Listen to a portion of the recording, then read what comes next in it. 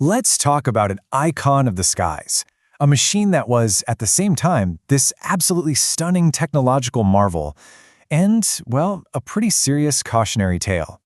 This is the story of the Concorde. I mean, that sounds like something straight out of science fiction, right? Even today. But for about 3 decades, this wasn't just some wild question, it was a reality. This was the incredible promise of the Concorde, and it totally changed how we thought about time and distance. So where did this crazy idea even come from? Well, it all started way back in the 1960s, a time when anything felt possible. And the goal they set was just incredibly ambitious. What's really amazing is that this wasn't just one country's project. You had 2 historic rivals, Britain and France, teaming up in this massive feat of engineering and, frankly, politics. Their shared mission? It was audacious, to build a commercial airliner that could literally shatter the sound barrier. And the result of this wild partnership was, of course, the Concorde. Okay, to put that into perspective for you, flying at Mach 2 means you are blazing through the sky at over 1,350 miles per hour. Concorde wasn't just a little bit faster than other jets. No, it was in a completely different league. It was basically a statement that we could outrace the sun across the Atlantic. And because of that mind-blowing speed and all the groundbreaking tech, Concorde very quickly became way more than just a plane. It grew into a global symbol of an entire era. The real-world impact of this speed was just revolutionary. I mean, Concorde's main selling point was that it cut the flight time across the Atlantic in half. You could seriously have breakfast in London and still make it to a business lunch in New York on the very same day. It was the ultimate time machine. And let me tell you, the experience on board was just as unique as its speed. Concorde flew at an altitude that other commercial jets could only dream of reaching, 60,000 feet.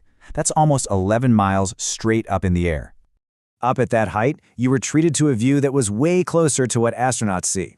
I mean, against this dark, inky sky, you could literally watch the gentle curve of our planet.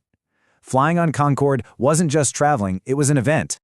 So yeah, Concorde just became synonymous with luxury and prestige. Flying on it was a total status symbol. It was for the celebrities, the heads of state, the top execs. It was the real-life version of what we all thought the future would look like. But behind all that glamour and that incredible speed, the dream was starting to run into some very harsh and very expensive realities. All that progress, it came at a huge cost. See, Concorde was basically fighting a battle on 3 fronts. First, it was a gas guzzler of epic proportions, which made ticket prices astronomical. Second, that sonic boom it created when it broke the sound barrier was so loud that it was banned from flying supersonic over land. That severely limited its routes. And finally, because of those 2 big problems, its market was just tiny. And this number right here, it really says it all. Only 20 Concordes were ever actually built. Yeah, just 20. Even though hundreds of airlines put in initial orders, most of them just canceled once they saw how challenging and expensive it was all going to be. It was an exclusive club because, well, almost nobody could afford to join. For decades, Concorde had a perfect safety record. It felt invincible. But that feeling came to a devastating end right at the turn of the millennium, kicking off the final tragic chapter of its story. On July 25, 2000, that perfect record was shattered. Air France Flight 4590 crashed just after taking off from Paris. It was a horrible tragedy, killing all 109 people on the plane and 4 more on the ground. The incident just sent shockwaves through the entire aviation world and really broke the public's confidence in this iconic jet. That crash was really the beginning of the end. It kicked off a cascade of events. You had stricter safety regulations, which was understandable. The cost to maintain the aging fleet just skyrocketed. And then the economic fallout from 9/11 hit the entire airline industry hard. By 2003, the decision was made. It just wasn't sustainable anymore. The supersonic era was over. So, now that the planes are all sitting in museums, what did Concorde actually leave behind? Well, its legacy is complicated, and believe it or not, it continues to influence aviation to this very day. This might be the best way to sum up its whole story.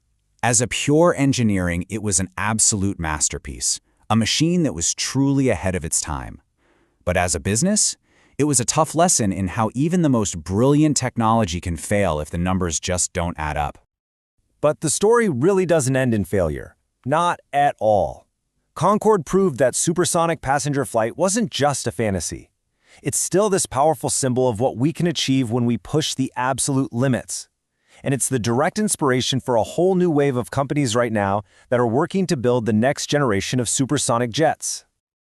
And that's really the question Concorde leaves us with. It showed us the way, but it also showed us all the pitfalls. So the challenge for the next generation is to learn from both, to capture that speed and that magic, but this time to make the dream sustainable.